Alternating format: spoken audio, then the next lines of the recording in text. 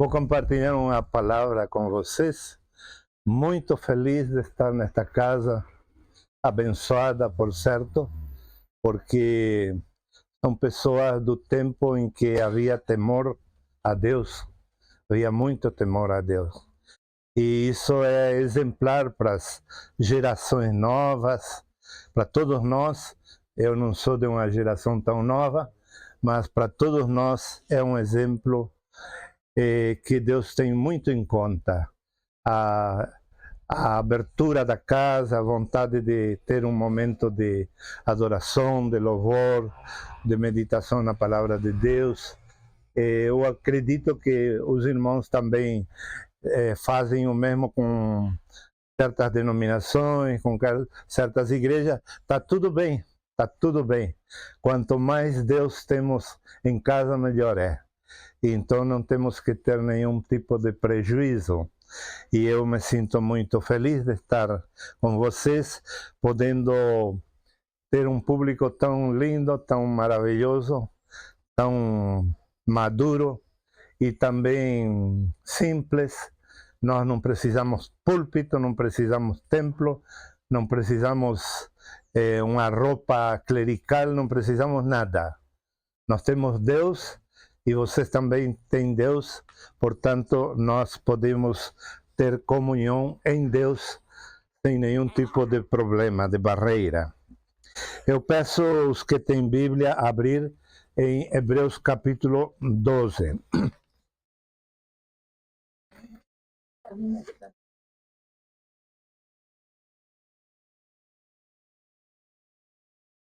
Hebreus capítulo 12. Eu vou pedir que todos vocês prestem muita atenção. Eu não vou falar muito tempo, como acostumo nas casas onde temos comunhão, que eu vou para 1 hora, aqui não. Talvez a metade de 1 hora, mais ou menos. Entendem? Então não se preocupem que não vai ser uma coisa cansativa.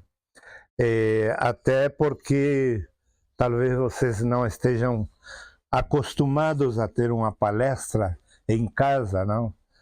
Às vezes é mais fácil aguentar a um padre, a um pastor, quando a gente vai, senta e não faz nada e tudo corre por conta dos outros. Mas aqui vocês precisam estar atentos e logo certamente vão ter a oportunidade de participar, dizer alguma coisa no final, quando a irmã Ingrid vai estar conduzindo o trabalho. Eu quero que leiamos desde o versículo 18 do capítulo 12, do 18 até o 24. São 6 versículos somente. Esta Bíblia é a Bíblia católica. Não se escandalizem, porque mesmo que possa haver alguma diferença em quanto a livros, estou num livro que todas as Bíblias têm. Então não se preocupem. Tudo é igual. O que diz nesta Bíblia e o que diz na Bíblia que usam os protestantes, os evangélicos, os cristãos e até as seitas. Então não se preocupem. Mas é um falar diferente. Esta Bíblia foi aprovada pela CNBB do Brasil. Esta é a famosa Bíblia da CNBB. E tem uma linguagem muito atualizada, muito boa, e traduz exatamente o que é o original da Bíblia. Não tem nenhum erro nas partes que eu vou compartilhar com você. Nenhum erro. Está tudo de acordo ao original da Bíblia e podem confiar que estas palavras são verdadeiras. Escutem o que eu vou ler, porque é um pouquinho diferente da maioria das Bíblias. De fato, não vos aproximastes de um fogo palpável e ardente, de escuridão, treva e tempestade, da trombeta retumbante e do clamor das palavras que os ouvintes suplicaram não continuassem. Com efeito, não conseguiam suportar que era ordenado: até um animal que toque no monte será apedrejado.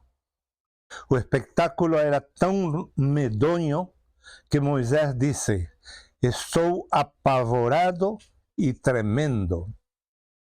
Vós, ao contrário, vos aproximastes do monte Sião e da cidade do Deus vivo, a Jerusalém celeste, da reunião festiva de milhões de anjos, da assembleia dos primogênitos, cujos nomes estão escritos nos céus. Vós vos aproximaste de Deus, o juiz de todos, dos espíritos dos justos que chegaram à perfeição, de Jesus, o mediador da nova aliança, e da aspersão com um sangue mais eloquente que o de Abel. Esta porção da Bíblia é riquíssima, tem muito para esmiuçar. Se vamos nos deter nessa passagem, levaria mais de 1 hora, mas eu vou fazer bem simplificado. Aqui tem duas posições. A posição dos que se aproximaram de eventos do passado do povo de Israel, que é a história que se estuda nas escolas, nas faculdades, em todos os lados se estudam essas histórias. Esses eventos, tem um grupo de pessoas aqui no livro de Hebreus que se aproximaram desses eventos, que foi fogo palpável e ardente, escuridão, treva e tempestade. Nós não nos aproximamos disso. Nós não tivemos o privilégio de estar com Moisés, vendo todo esse cenário tão misterioso nos olhos deles. Há uma planta, que não lembro como se diz em espanhol, ardendo em fogo. E ele se aproxima e era Deus, na forma de fogo. Tudo isso nós não vimos, não nos aproximamos disso. Os únicos que podem se gabar que se aproximaram disso são os judeus. Os únicos que podem dizer: nós somos herdeiros de uma geração de pessoas que sim estiveram lá, que sim viram, que sim experimentaram Deus dessa maneira. Mas não termina aí a explicação desse Deus quando fala do fogo palpável e ardente, de escuridão, treva e tempestade. Também diz da trombeta retumbante e do clamor das palavras das pessoas que suplicavam, porque a voz retumbante dizia: até um animal que toque no monte que está sendo incendiado será apedrejado. Não podia entrar ninguém ali, muito menos os animais, nem sequer animais. O espetáculo, eu li, era tão medonho que Moisés disse: estou apavorado e tremendo. Era uma situação que hoje, nos dias de hoje, não tem um só humano na terra que possa dizer que viu Deus nessa forma. Não existe. Só existe na história que os israelitas viram a Deus nessa forma.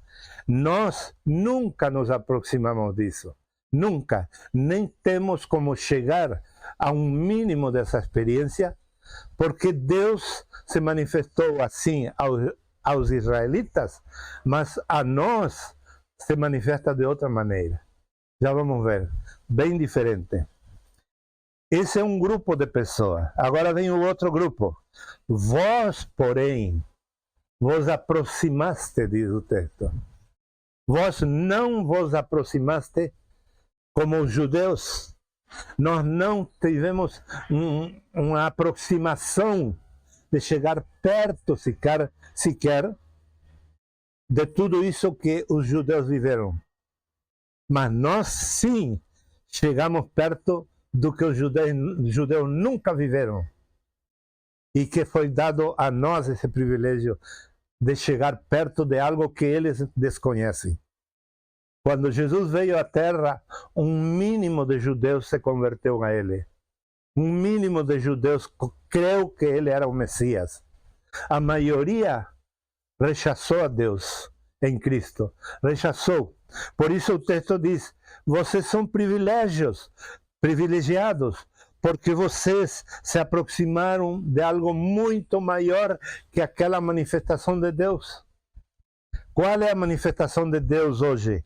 A qual vocês todos se aproximaram.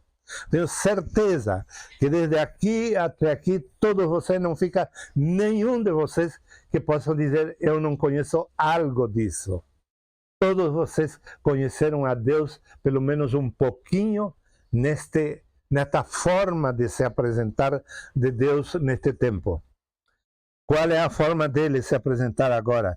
Diz: vocês se aproximaram do Monte Sião e da cidade do Deus vivo, a Jerusalém celestial. Nós nos aproximamos da Jerusalém celestial. Você pode dizer: eu nunca soube que eu me aproximei dessa Jerusalém celestial. Eu nunca soube, o meu pastor nunca me disse, meu padre nunca me disse, nunca li, nunca imaginei que eu cheguei ao céu quando criei em Deus e vi a cidade santa, que vai descer um dia, vai descer essa cidade santa à terra. Vocês já viram, seja numa denominação ou noutra, numa religião ou noutra, mas se vocês creem em Deus, e muito mais se vocês creem em Jesus, vocês já viram. E talvez vocês não são conscientes que viram. Nem eu era consciente. Eu li muitas vezes esta passagem. Até que foi como um desmaio para mim quando Deus me revelou isto e me disse: não, eu já mostrei para vocês. Mostrei o Monte Santo chamado de Sião, que está lá perto de Jerusalém.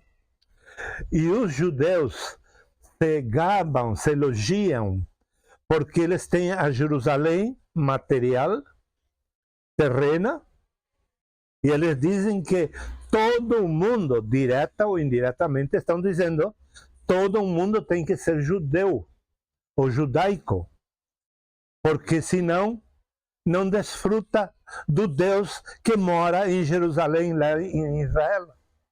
É a mensagem deles.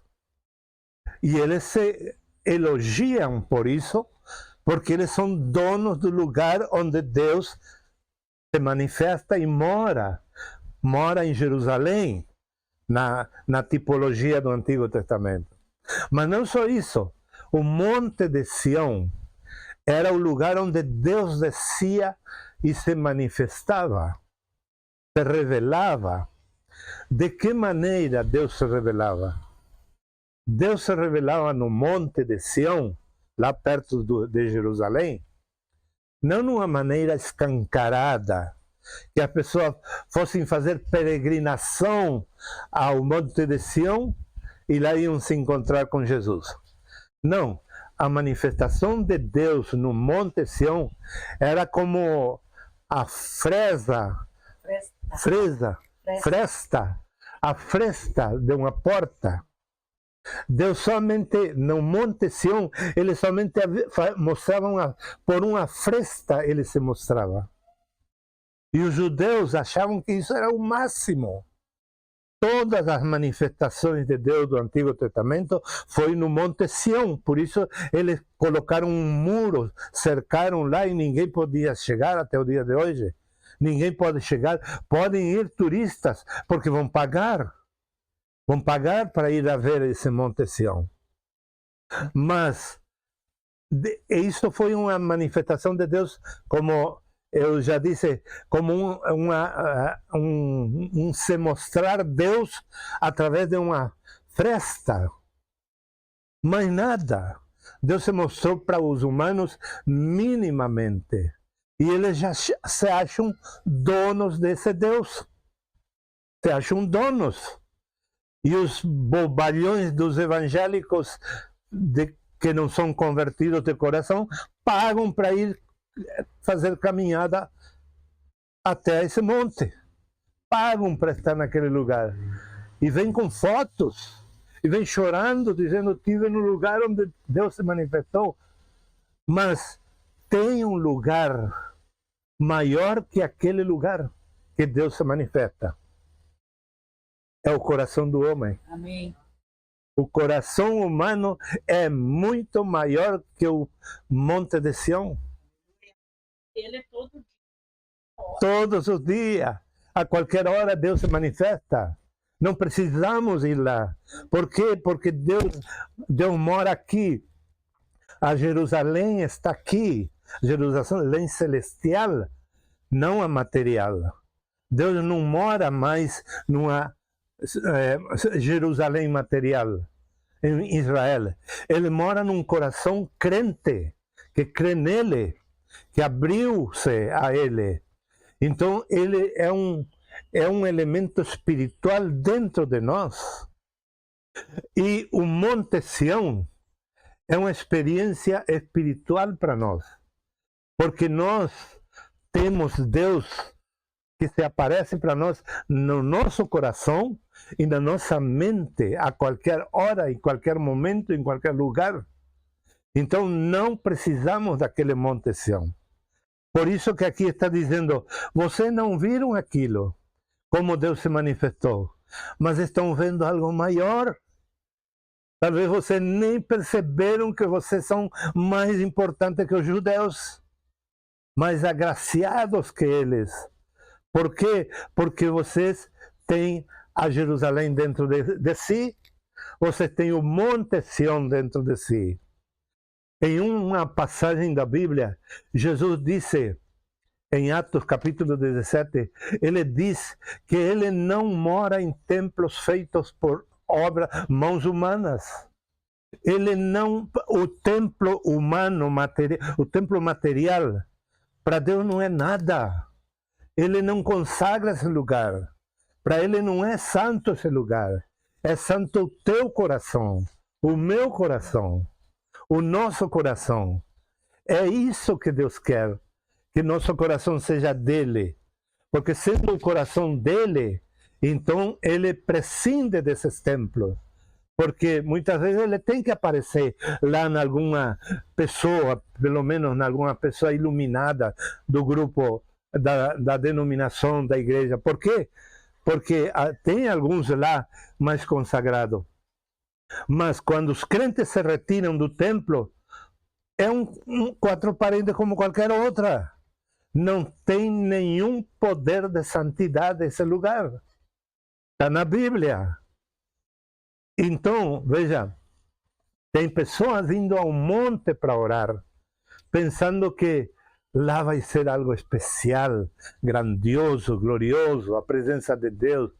E quando eles fazem isso, o inimigo engana eles. Porque o inimigo faz milagres de chover ouro, de brilhar as folhas das árvores. Um monte de milagres faz o inimigo para eles se enganarem que ali está Deus. Deus não está no ouro. Deus não está no material. Deus está na fé de cada um de nós. Então as pessoas estão se enganando indo ao monte. E como já disse, o próprio Jesus nos diz que ele não mora em templos feitos por obras humanas, mas também ele não mora no monte de Sião, ele mora dentro de nós. Então nós temos essa revelação desde que cremos em Deus e muito mais quando cremos em Jesus Cristo. E diz assim: nos aproximamos da cidade do Deus vivo, a Jerusalém celeste, a reunião festiva de milhões de anjos. Imagina, nós temos acesso a milhões de anjos que não choram por nós. Não estão em conflito, não estão em guerra, estão em festa. Os anjos estão em festa. Eles dançam nos céus e nós temos que ver pela fé isso. E cada noite, quando vamos deitar e dormir, temos que louvar a Deus. Não precisamos nem pedir a companhia dos anjos. Temos que só louvar e dizer: Senhor, obrigado pelos anjos que estão te louvando, te adorando. Enquanto eu durmo, eles te adoram, te louvam, dançam no céu, porque eu sou filho mimado teu que estou sendo guardado nesta noite. É assim que temos que nos comportar e não religiosamente. Temos que fazer uma oraçãozinha para o São Miguel, ao anjo fulano, o outro arcanjo Miguel, Rafael, isso. Nada disso. Já está. Eles estão de festa porque nós nos convertemos. Eles fazem festa por nossa salvação. Então, nós temos que nos unir a essa festa e saber que eles estão junto conosco o tempo todo. Ainda mais, diz assim, que nos aproximamos aos espíritos dos justos que chegaram à perfeição. Muitos apóstolos morreram mártires. Muitos cristãos morreram mártires. Hoje não morrem mártires os cristãos, porque estão todos metade cristão e metade sionismo. Sionismo que é o engano do cristianismo, que é a filosofia israelita para enganar os cristãos. São metade cristão e metade sionista. Não são totalmente cristãos. O cristão não porta armas, o cristão não mata. O cristão não persegue, não calunia, não diz: nós somos de Deus, vocês são do diabo. Você vai ir para o inferno porque você fuma. Esse não é cristão. O cristão é aquele que ama, que perdoa, que tem misericórdia, que tem compaixão. E nós estamos unidos com milhares ou milhões de justos que morreram, mas seus espíritos estão vivos na presença de Deus. E eles estão para interceder até por nós. Por que não? Porque o capítulo 12, neste capítulo mesmo, no versículo 1, diz que há uma nuvem de testemunha, de mortos que são testemunhas. Então quer dizer que eles estão fisicamente mortos, mas espiritualmente estão vivos. Eles podem nos olhar dos céus e interceder por nós e dizer: não temos por que pedir que eles façam isso, porque eles sozinhos estão fazendo. Porque estão olhando que nós estamos lutando, estamos trabalhando, estamos indo à frente, então eles estão aí nos dando força desde o céu. Vai em frente, Tito, vai em frente, Jorge, vai em frente, Maria. E eles estão constantemente nos levando para frente. E chegamos também a Jesus, o mediador da nova aliança. A Jesus temos chegado. Talvez um católico tenha chegado a Jesus pouquinho. Vamos fazer uma comparação, não é um juízo meu, só uma comparação, uma imaginação. Vamos supor que um católico devoto a Jesus também é devoto a outros deuses ou santos. Então, não tem muito lugar para Jesus na vida deles. Então, vamos deixar eles tranquilos. O fato é que, se eles têm 10% de amor para Jesus, eles também já são um conosco. Já experimentam uma unidade conosco. Estão vivendo esta realidade. Chegaram perto. Eles não chegaram à plenitude da glória de Deus, mas chegaram perto. Vamos supor que um luterano tenha 20% de Jesus na sua vida. Eles chegaram mais perto que o católico. Só uma imaginação. Vamos supor que um presbiteriano tem 30% de Jesus. Eles chegaram mais perto ainda de Jesus. Qualquer um de vocês tem chegado perto de Jesus. Porque aqui não fala de chegar a possuir a totalidade, a plenitude de Cristo, senão a chegar perto. Vocês chegaram perto, todos vocês chegaram perto. Todos nós chegamos perto. Um mais perto que outro. Mas alguma experiência temos com Deus e com o Senhor Jesus. Isso temos que cuidar e zelar por isso. Mas além de zelar por isso, temos que saber que só nos aproximamos da glória de Deus. Tem um texto no Antigo Testamento que diz que a glória de Deus vai ser como o mar que enche a terra. O mar sai do seu lugar e enche a terra. Semelhante a esse mar que desborda, que vai além dos seus limites, que é um fenômeno que já começa a acontecer. A Bíblia diz, assim vai ser minha glória. E aqui o texto está dizendo, vocês se aproximaram dessa glória.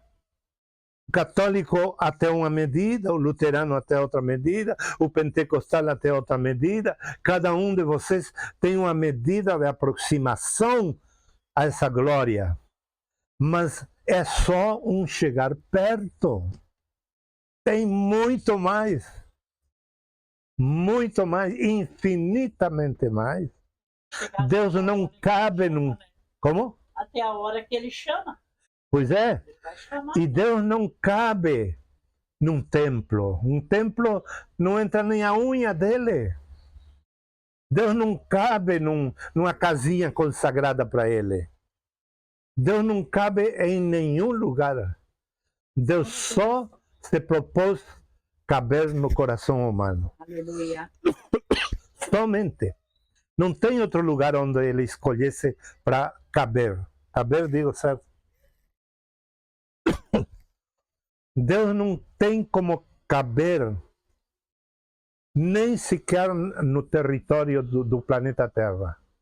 Tudo é pequeno para ele, porque ele é infinitamente maior. Então, se ele é infinitamente maior e sua glória é infinita, nós temos que aproveitar em vida todas as oportunidades que tenhamos para crescer, para chegar mais perto de Jesus. Mais perto, e mais perto, e mais perto. Constantemente. Temos que aproveitar essas oportunidades. Não é questão de mudar de religião. Não é questão de sair das denominações. É questão de chegar mais perto de Jesus. Se você está na sua igreja e estão bagunçando com dança do diabo, porque tem dança que é de Deus, mas tem dança do diabo.